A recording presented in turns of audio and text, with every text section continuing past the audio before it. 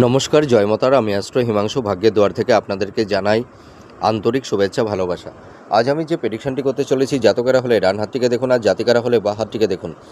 যদি কোনো জাতক জাতিকাদের হাতের মস্তিষ্ক রেখাটি যদি একদম সুদীর্ঘ হয় এবং মঙ্গলের ক্ষেত্র পর্যন্ত যদি চলে আসে এবং মঙ্গলের ক্ষেত্রে যদি এসে এই ধরনের একটা দ্বিশাখাযুক্ত হয়ে ভি সাইন তৈরি হয়, তাহলে এই সব জাতক জাতিকারা জীবনে প্রচুর অর্থ, ধন, সম্পদ এরা অর্জন করে থাকে। তাছাড়া এরা দেখা যায় ভীষণ জ্ঞানী এবং বুদ্ধিমান। এরা জীবনে প্রচুর আয় উন্নতি করে থাকে।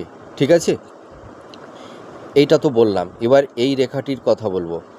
এইটা হচ্ছে আমাদের হাতের আয়ুরেখা। দেখুন, যদি কোনো জাতক জাতিকাদের হাতের আয়ুরেখা থেকে যদি একটি রেখা এই বুধের ক্ষেত্র পর্যন্ত চলে যায়, তাহলে এই সব জাতক জাতিকারা জীবনে প্রচুর মানে অর্থ উপার্জন করে, কিন্তু এদের সেভিংসের জায়গাটি কিন্তু খুব একটা ভালো হয় না।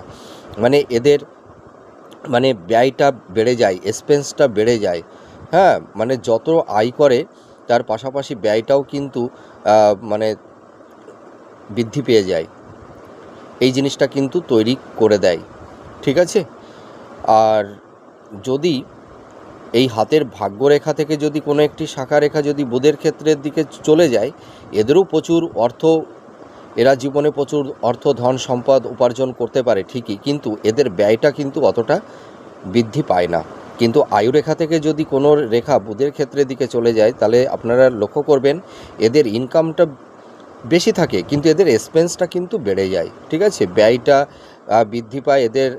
মানে হয়তো লাক্সারিয়াস কিছু আসবাবপত্র, দামি গাড়ি বাড়ি, হ্যাঁ, যার কারণে হয়তো ব্যয়টা বেড়ে যায়।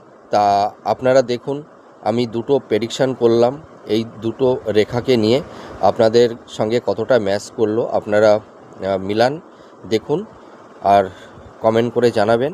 নমস্কার, জয় মাতারা।